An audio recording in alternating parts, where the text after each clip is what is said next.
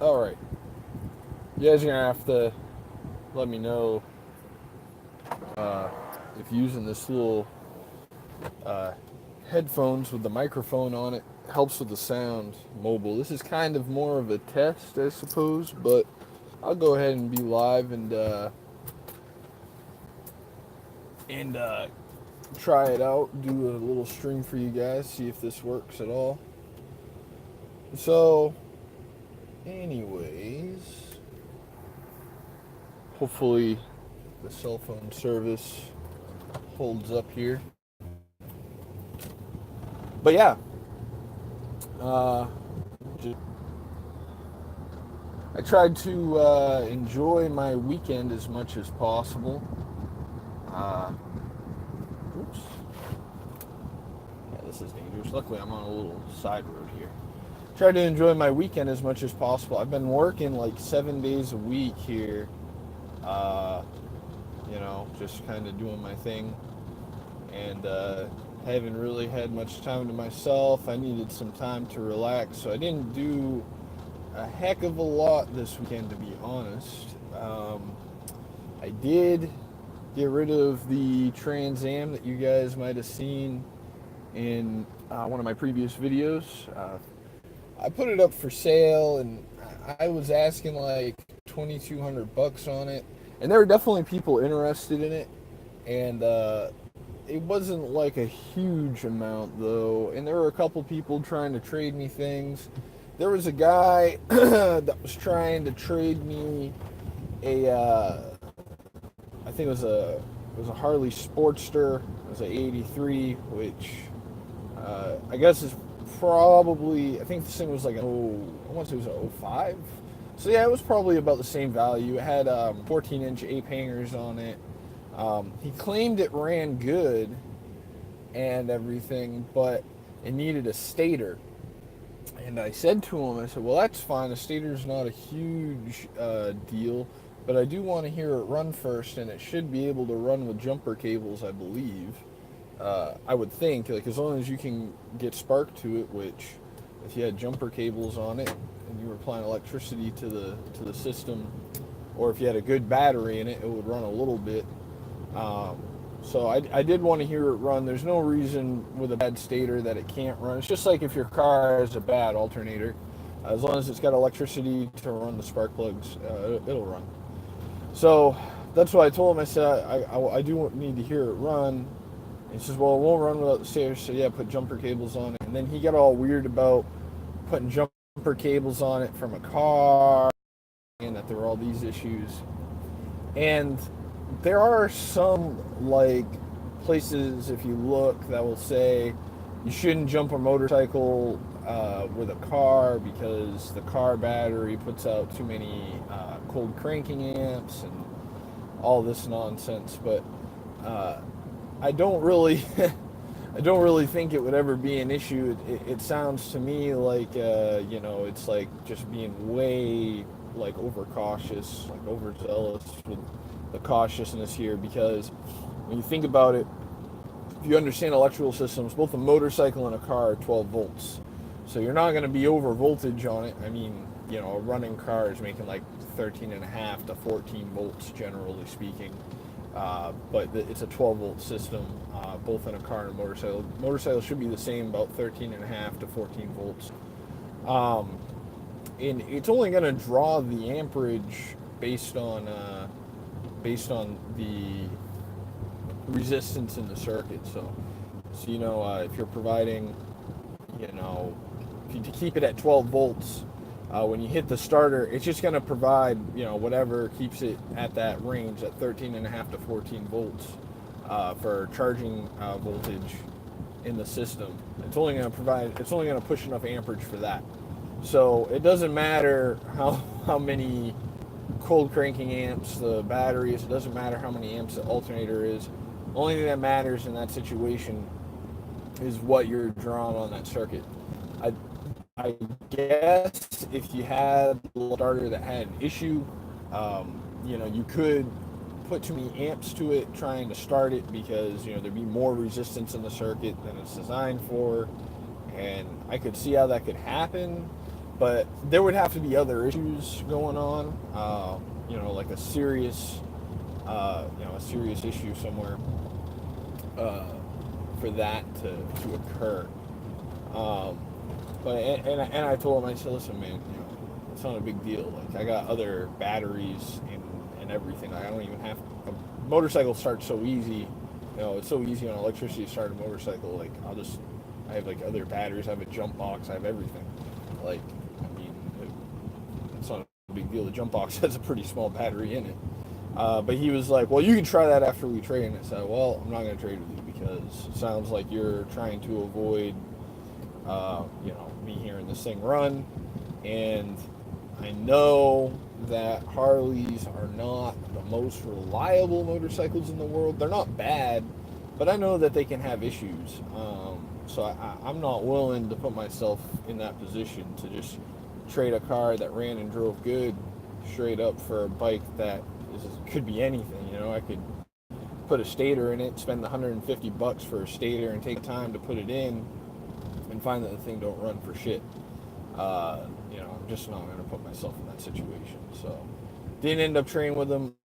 I definitely would have traded with them if it were a good running bike all day long. Like, that would be perfect.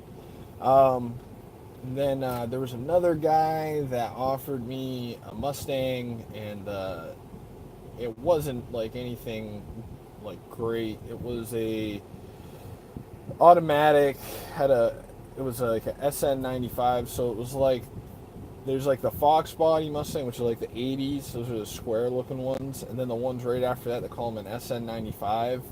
They got they're the more rounded off looking ones, and then after that, they have the New Edge style Mustangs. So they're like almost look the same as an SN95. They have like the same interior, but they got a little bit sharper lines.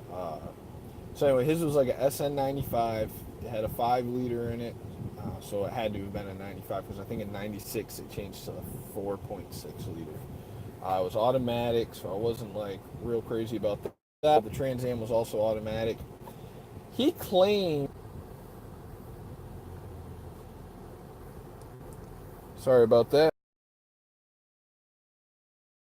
Here it starts getting hot. It's funny about the connection, but anyway, on about this Mustang.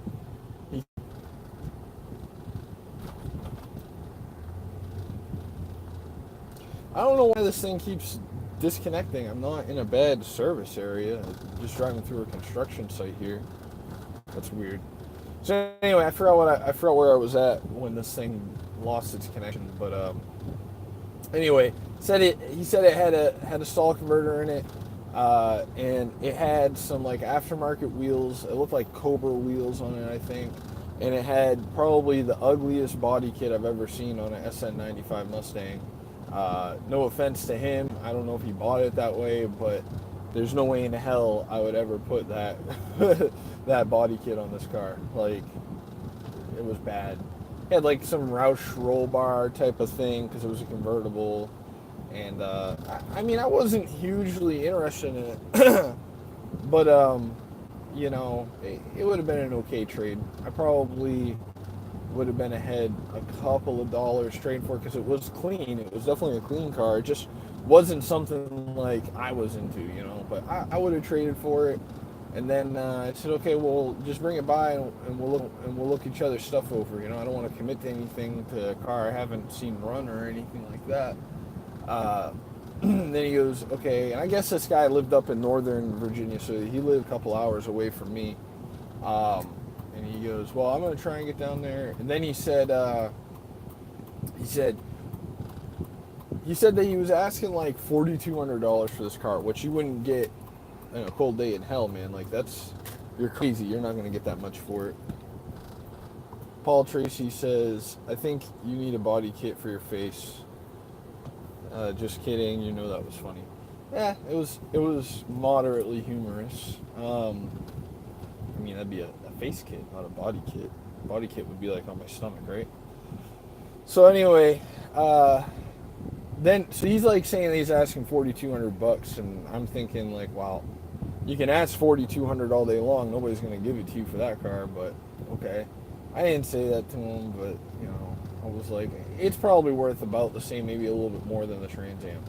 So I tell him, yeah, bring it up sometime and we'll look at each other's stuff. So then he's like, okay, well, I gotta figure out a time I can do it. And then he goes, and if we don't trade, I'd be willing to offer you $1,500. And first thing that goes through my mind is like, okay, well, if you think it's worth $1,500 cash, why would you offer me a car that you're asking $4,200 for? Second of all, like, I'm not gonna take $1,500. Like, that's just not gonna happen. So anyway,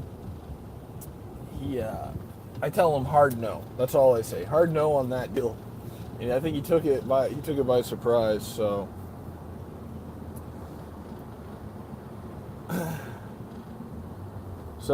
Paul Tracy put in the chat here, what's up? I put some Miracle-Gro down my pants. Good news to report, it works. Well, I mean, it might be a placebo effect, but I don't know what you're starting off with. Might not. If you're starting off small, then you're putting Miracle-Gro down there. You could probably mistake any minor gain, but yeah. So anyway, then I had another guy offer me another trade. It was like a very older guy. I could tell he was an older guy when I talked to him on the phone. And he didn't have any pictures of the thing because he was pretty old. He didn't know how to send pictures over the internet. But he wanted the car. And he said, because I said in the ad, I would trade for like a diesel truck or like a street legal motorcycle or something just to fool around with here and there. I really do need a diesel truck. I wish somebody would have offered me like a older first-gen Cummins or something like that. But nobody really came through that because the car wasn't worth that much to be worth like a diesel truck. But you never know. Somebody might, be desperate. But anyway, I always say stuff like that. I kind of know in the back of my mind that's not going to happen, but it's worth asking. So anyhow, so this older guy contacts me and goes, well, I see that you're looking for a diesel truck. I have a diesel truck. And I'm like, that perked my interest. I was kind of surprised. I was kind of nervous because I tell you he's an older guy, so sometimes like older guys, you never know what they're going to offer you. And so I asked him, what is it? And he says it's a 93 Ford. And I got nervous at that point. I said, well, it depends on what it is. Is this just a pickup truck? Is it a commercial vehicle? Because I think in 93, and I'm not sure the exact year, somebody will probably correct me on this at some point down the road if they watch this far. But I think in 93, the Ford diesel pickups were non-turbo. They were the International IDI motor, and I'm not interested in that. I'd just rather keep my gas truck before I get that. Because they got no power. I don't even know why they made them, because they're pretty much useless. I mean, I've already got a 5.4 gas motor, like that's just as good, probably better, and in a better truck than a 93 pickup. But he tells me it's a box truck. It's a 27-foot box truck. I'm thinking to myself, 27 foot's a pretty big box truck. That thing could have, because Ford used Cummins engines in some of their commercials vehicles and everything. And I'm thinking I can tear the box off this thing and make it a flatbed or whatever I want, and that thing would tow any trailer I ever dreamed of. So I'm getting kind of interested in it, and I'm trying to get him to tell me about the truck. And he's pretty vague on the details, which, sometimes that's the way older people are. But so it turns out that the truck, I finally, after talking to him, figured out that the truck was a 93 Ford cab over, so it's a CF truck, and they're very uncommon. I don't think I've ever seen one in person, or if I have, it was like a garbage truck or something weird like that back when I was a kid.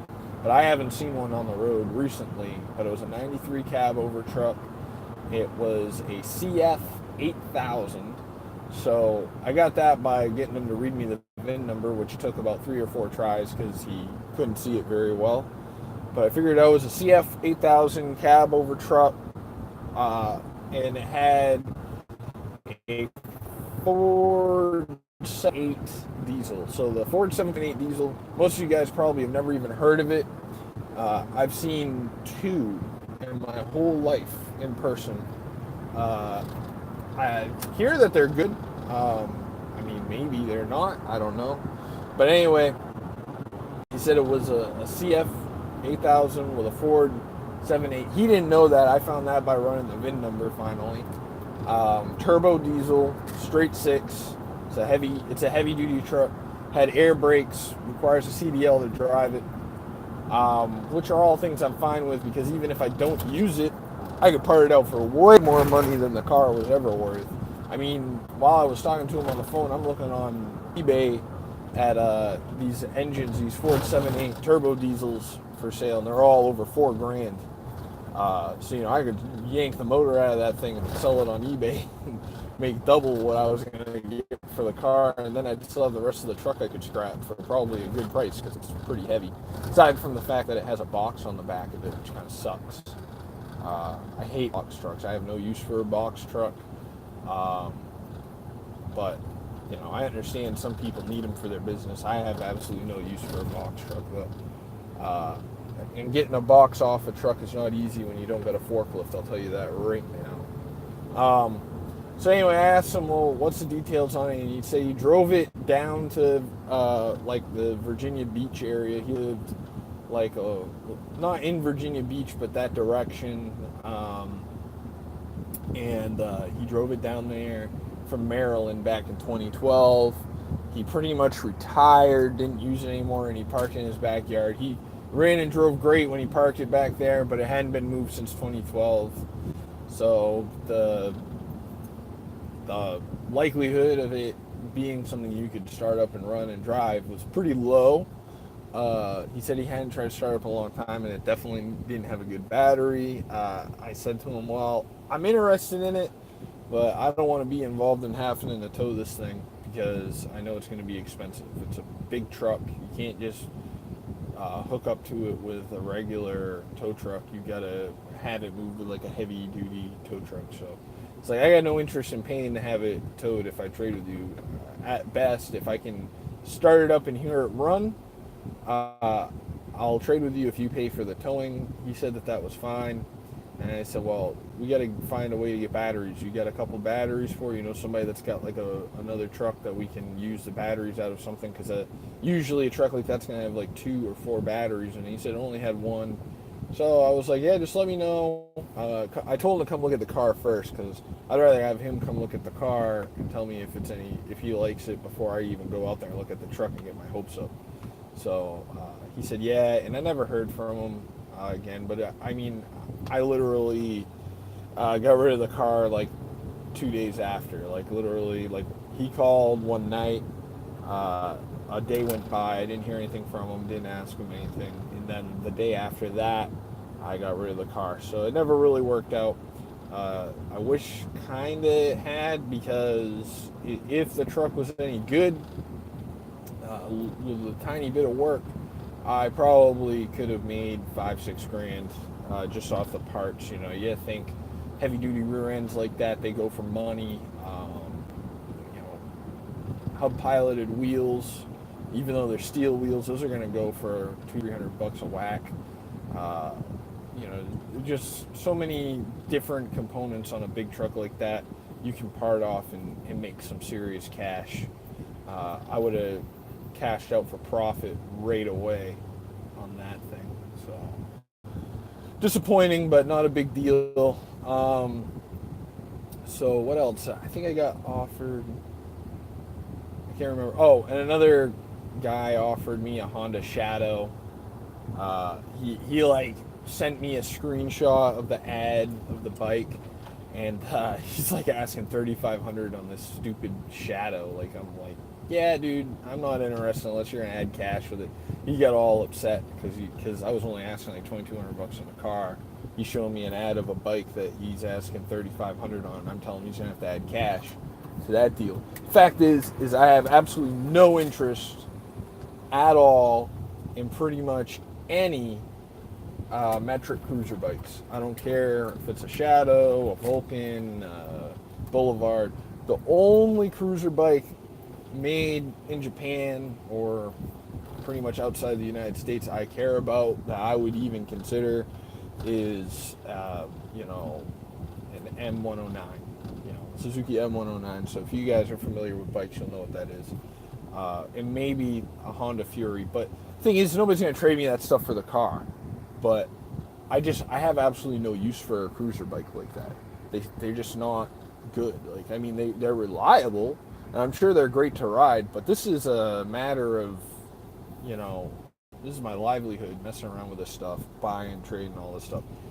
A bike like a Shadow, forget it, man. I ain't gonna make nothing on that.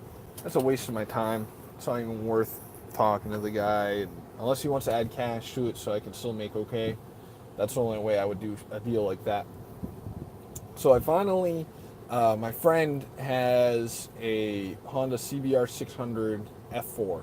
So that's a sport bike. That's something I'd be interested in as a import motorcycle. And I ended up trading with him.